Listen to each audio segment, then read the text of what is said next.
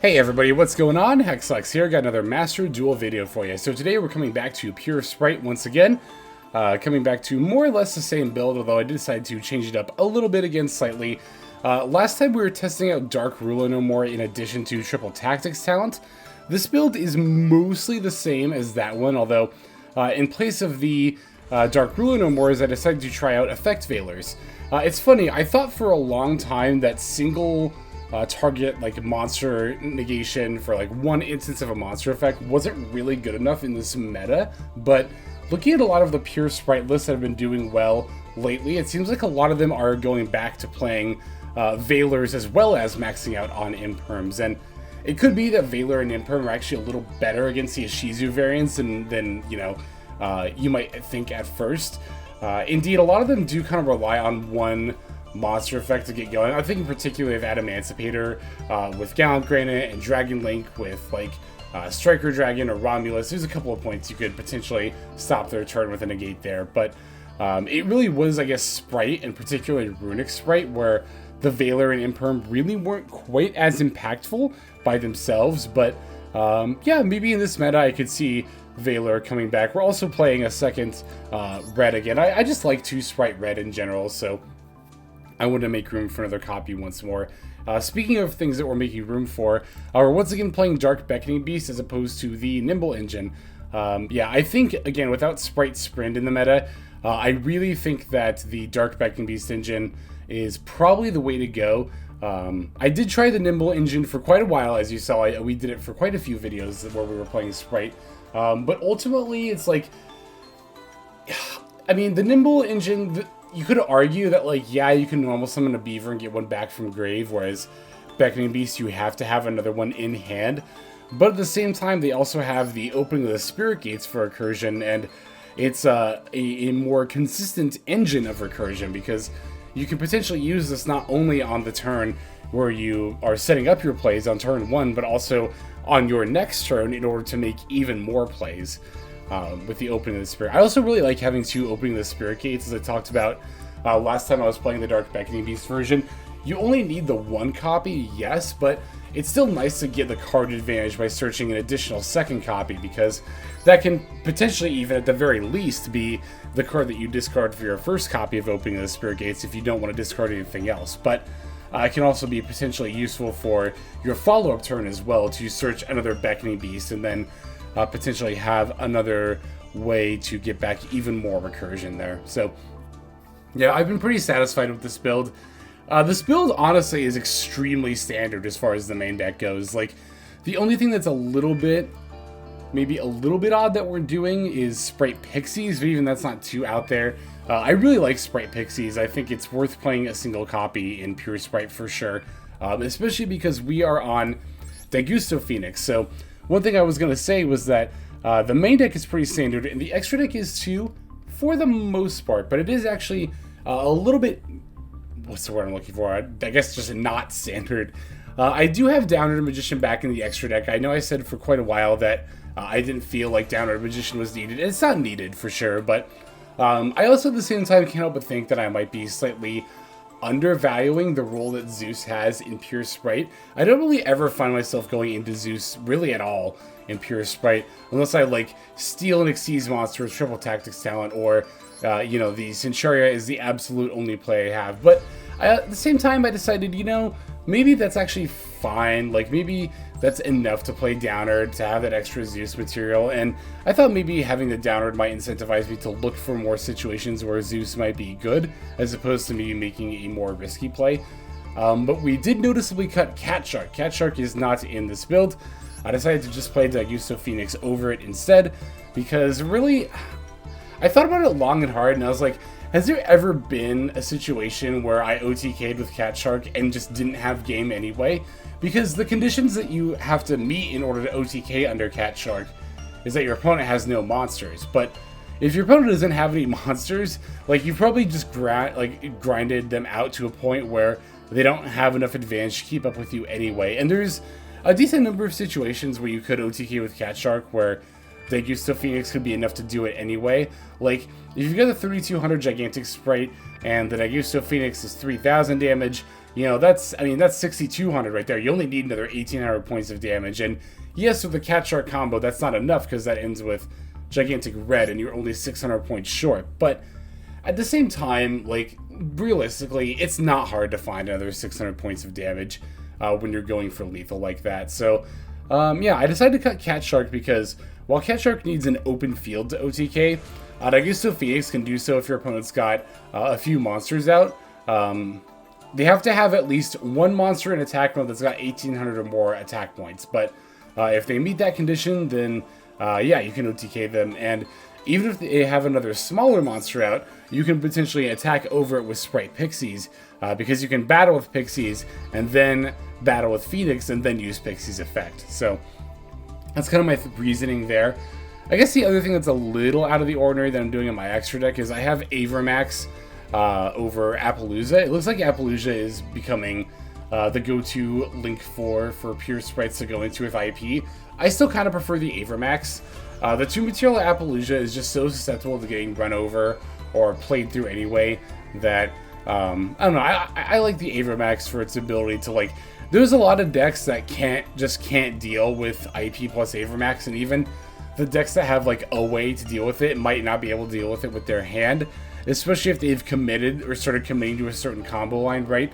And then you IP into Avramax, like, then they might already be at a point where they can't get to their out to Avramax anymore. So, yeah, I mean, the Appaloosa's not bad by any means, don't get me wrong, but I think the Avramax is a little bit better. I like having access to that and also Underworld Goddess, because, yeah, Underworld Goddess, just against these Shazier decks, it's good to have this card, I think, if you can afford to fit it in your extra deck, so. Alright, I think that's pretty much everything I wanted to discuss as far as the build goes, so let's break it down card by card, as always, and then we'll look at some gameplay. We're playing 2 Effect Veiler, 3 Swap Frog, 1 Ronintoadin, 3 Maxx, 3 Dark Beckoning Beast, 3 Spright Blue, 3 Spright Jet, 1 Spright Pixies, 2 Spright Red, 1 Spright Carrot, 3 Ash Blossom and Joyous Spring, 1 Nibiru the Primal Being, 3 Triple Tactics Talent, 2 Opening of the Spirit Gates, 2 Call by the Grave, 1 Crossout Designator, 2 Spright Starter, 1 Spright Smashers, and then 3 Infinite Impermanence. That's going to do it for the main deck. For the extra deck, we're on 1 Diagusto Phoenix, 1 number 65 Djinn Buster, 1 Sky Cavalry Centurea, 1 Onibimaru Soul Sweeper, 2 Gigantic Spright, 1 Downerd Magician, 1 Divine Arsenal AA-ZEUS Sky Thunder, 1 Salamangreat Almiraj, 1 IP Masquerena, 2 Spright Elf, 1 Knightmare Unicorn, 1 Mekk-Knight Crusadia Avramax, and then finally 1 Underworld Goddess of the Closed World. And that will do it for our list. Let's look at some games now. Alright, first duel we're going to play against here is an Ishizu branded deck. Which, funnily enough, is actually the deck I just got done recording footage for, and likely the deck profile you saw yesterday. I should never say stuff like that, though, because I never actually know what order stuff's going to go out in, but this opening hand it's meh. I mean, I won't lie, this is not that great of an opening hand, but we do still have some amount of plays here, right? I can activate the opening of the Spirit Gates and then normal summoning a Beckoning Beast going for Hamon. My opponent goes to activate Maxx here. I'm going to fire off an Ash Blossom in response. I think my opponent's actually going to end up having, yeah, response to their own, the Herald of Orange Light, discarding Rudora. So I am going to go ahead and call by the Herald of Orange Light as well. I thought that was the end of the chain link, but no. A couple more chain links to go, and then we'll start talking about this chain link here. And they're going to chain the Rudora. So let's kind of break down what happened here. So my plan was to ultimately send with Dark Beckoning Beast, you know, use that to link summon the Almiraj, and then use opening, discarding the second opening I was going to search to bring back the Beckoning Beast, link those into Spright Elf, and then use Spright Elf, bring back the Beckoning Beast, go into Gigantic Spright that way. With my opponent now having successfully resolved the Maxx, that's not going to be the case. I'm not going to go for that anymore, because that's just way too many special summons. However, my opponent did still misplay their Maxx here. They misplayed it because, and we talked about this in our choke points video, they chained it during my turn at a point where they're not going to get a draw out of it because I am not special summoning. Like, this happens all the time when I play this build with Dark Beckoning Beast, and I even tweeted about this once, and I'll say the same thing here that I said on Twitter then. This is a PSA for everybody playing against Spright. I, the Spright player, am telling you how to play against this variant. Don't chain Maxx to Dark Beckoning Beast. People do it all the time, and I don't understand why. It's like the worst point you could activate Maxx, because this doesn't special summon. Nothing about this card special summons. It searches cards and gives additional normal summons, but it does not special summon. And by doing it now instead of during the draw phase, or at least waiting until you do get a draw off of a special summon, now I get to just triple tactics talent you. And when your hand is only 2 cards, that's going to be especially rough here. So yeah, I'm going to triple tactics talent. I'll put back the Albion, leaving my opponent with just a random ad libitum, and then set an Imperm pass. And I'm like, cool, if they top deck Alibur, I'll just negate it. And yeah, my opponent doesn't top deck anything at all. They end up having to pass back to me. Now I drew a Ronintoadin, and I just have any 2 level 2 monsters, so I'm just off to the race as far as plays go. But my opponent, yeah, immediately realizes that and concedes. So it was a bit of a humorous game there, honestly, but it was one that I thought was still very important to show because it illustrates that point that I was making in the choke points video. And again, a point that I made on Twitter as well a few weeks ago of like, you really do need to be mindful of when you're activating Maxx in general. I was going to say in this meta, but honestly just in general, because carelessly I feel like it's a lot of people's thought process that like, Maxx, it's just, you know, you discard it during your opponent's turn and then they're done, or you draw a bunch of cards. And they kind of don't think there's anything else to it.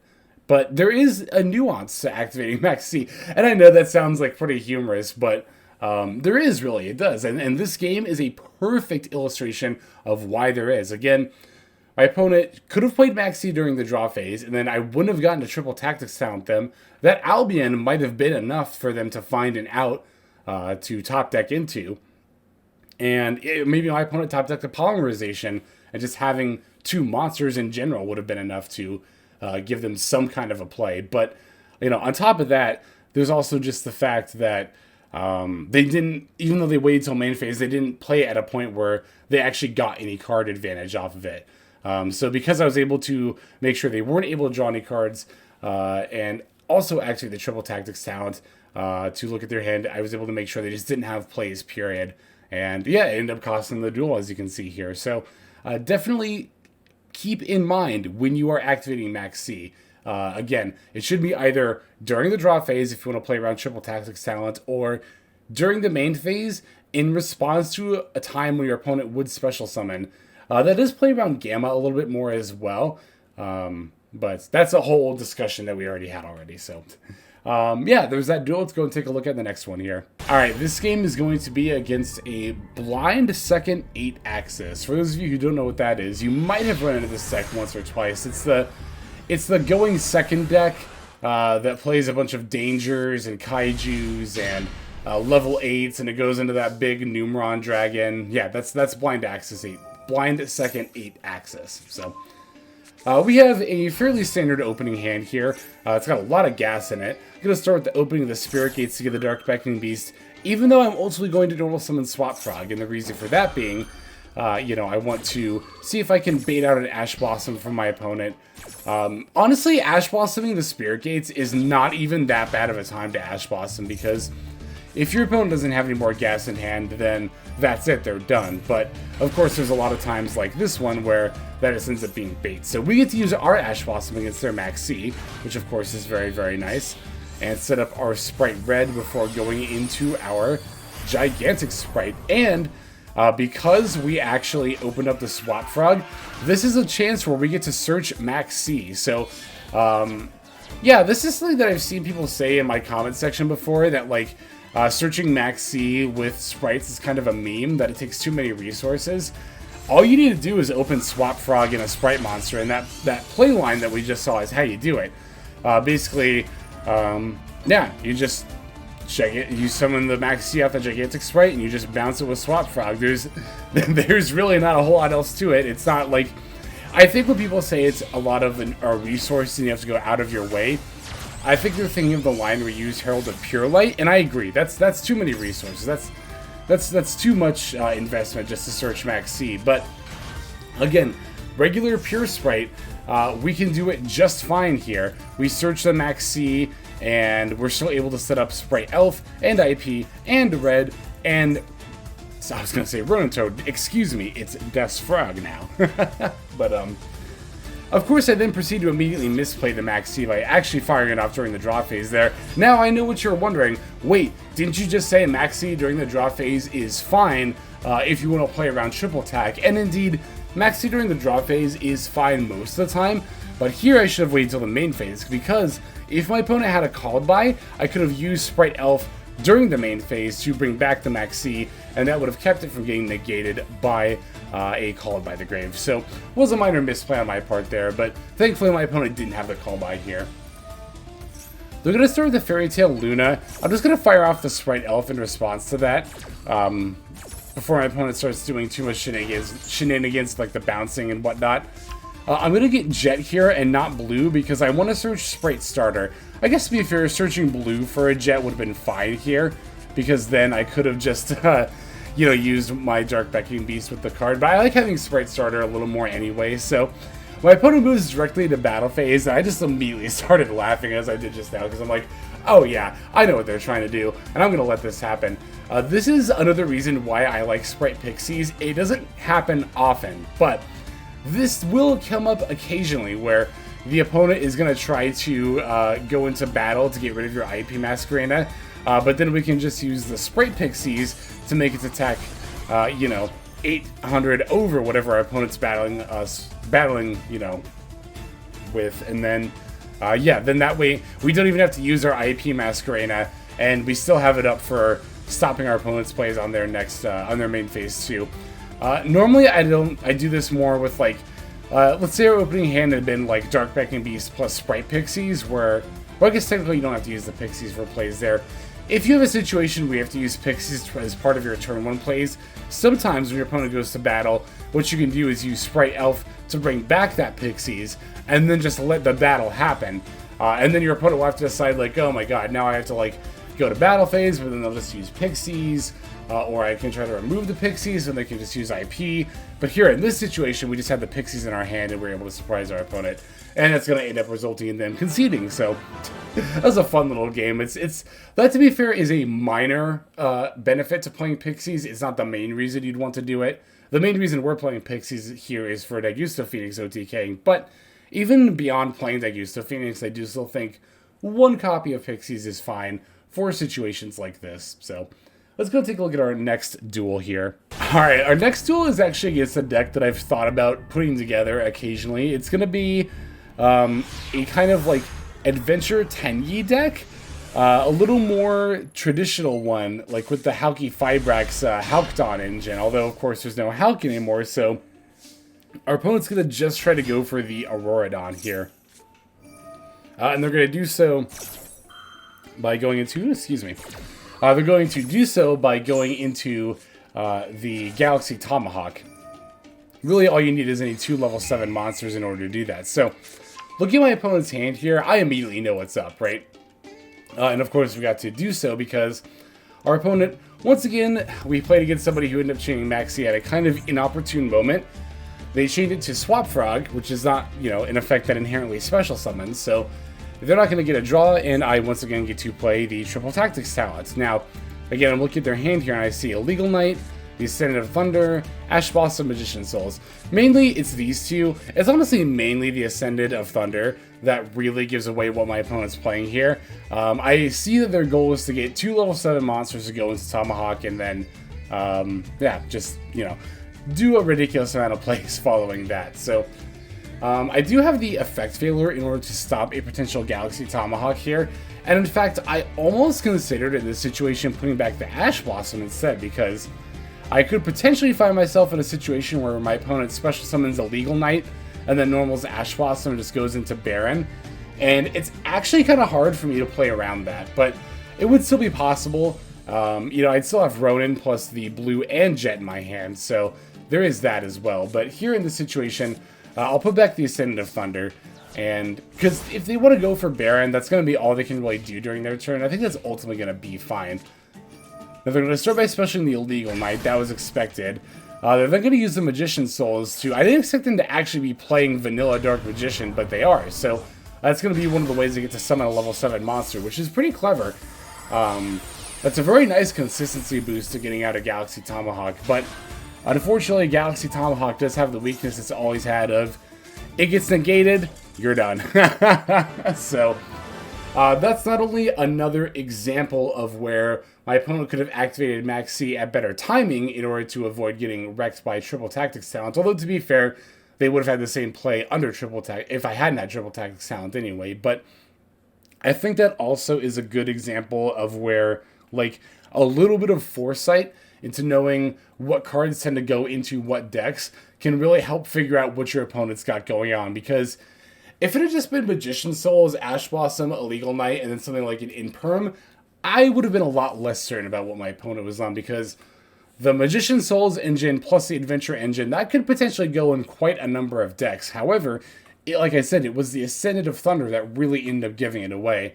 Ascendant of Thunder does not really see play outside of decks that want to go rank 7 turbo, and it's like, what rank 7 could my opponent possibly want to turbo out? Could it be the one that lets him go into Aurora Dawn and then a bunch of ridiculous plays?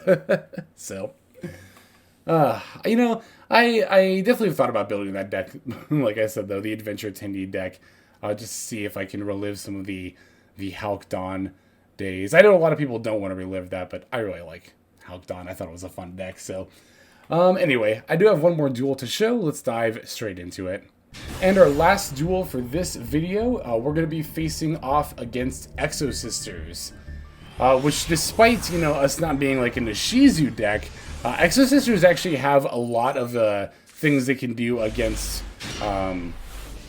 the Spright deck as well, because, you know, even though Sprites don't seem like a super graveyard intricate deck at a glance, you know, just due to the nature that we rely on Spright Elf for pretty much every single play that we do, means that we are actually very much a graveyard deck, and in that regard, we are susceptible to the targeted graveyard hate of Exorcist Sisters. So, I'm going to fire off Maxx during their draw phase, but they've got an Ash Blossom. Usually if I see a 40-card deck, I will fire off Maxx in the draw phase, just to try to play around Triple Tack. Triple Tack is much less likely to be in a 60-card deck, but a 40-card deck, there's a decent chance they'll see it. So, opponent's going to immediately reveal themselves as Exorcist Sister. The nice thing about playing against Exorcist Sister, though, is that despite being a bit more of an anti-meta deck, they do still get hit pretty hard by certain attacks against meta in general, including this Nibiru in my hand. And, yep, here comes the rock now. Yeah, I mean, I'll pretty much always play Nibiru in a deck I play 3 Maxx in.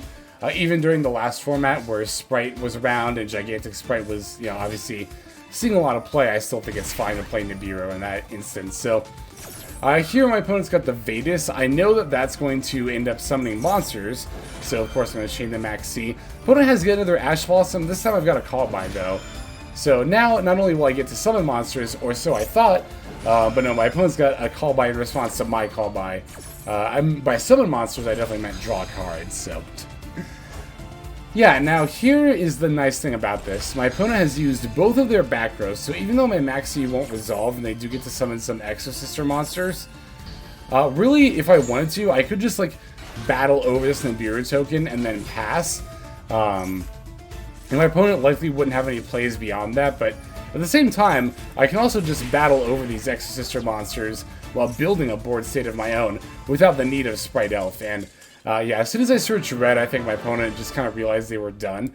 Because I could still special that. Now, to be fair, the red by itself isn't enough to allow me to go into Spright Elf and start making those plays, because, you know, the Spright Red can only negate one of the Exorcisters, but both will proc, and I don't want either to proc. Now, I do think that might have been a bit early conceded for my opponent in that it wasn't necessarily lethal, but at the same time, my opponent would be left with nothing on hand and board, and myself having an extremely solid board presence. Like, I could still make Spright Elf and use it too after I just get rid of their Exorcist monsters. So, my opponent didn't really have a realistic chance of winning or coming back at all. So, that concede definitely makes sense right then and there. But, yeah, there are those duels. Hopefully you enjoyed them. Thank you for watching this far. Now, let's go ahead and move on to our outro. Alright everybody, thank you so much for watching all the way to the very end of the video like this. That means a whole lot to me. Not just personally, but it's also a great way of supporting the channel as well. If you're interested in supporting the channel in other means, you can of course feel free to comment and or subscribe right here on YouTube. I'm always looking to the comments section. You guys leave some pretty awesome feedback as far as like constructive criticism goes when it comes to deck building, gameplay, channel content, all that stuff. So feel free to leave your opinion down there. I will be sure to take a look at that there. And then subscribing is going to be the best way to get notifications of when these videos drop. That does happen every day, by the way, so if you're looking for daily Master Duel content, you've come to the right place. And there are more places where you can get some daily Master Duel content. If you check out the description below, follow the top link over to my Patreon page. There for just $5 a month, which is as much as you pay for a booster pack. You'll find a lot more value than a pack full of filler over there. We've got some previews for content upcoming here on the channel. We've got some exclusive games that are only posted over on Patreon over there. We've got some Q&As, and then you can also have your name featured in this lovely credit sequence where I thank all of the people who are helping contribute over there on Patreon. It's a huge support to the channel, and it really means a lot as well. So thank you everyone who is donating that is featured here on screen. And again, you know, it's not just a pure donation, you do get some more daily Master Duel content over there just for being a part of the Patreon.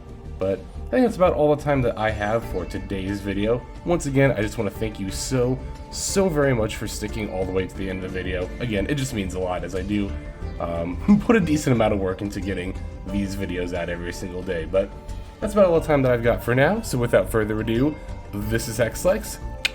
I'm signing out, and I hope you have a fantastic day.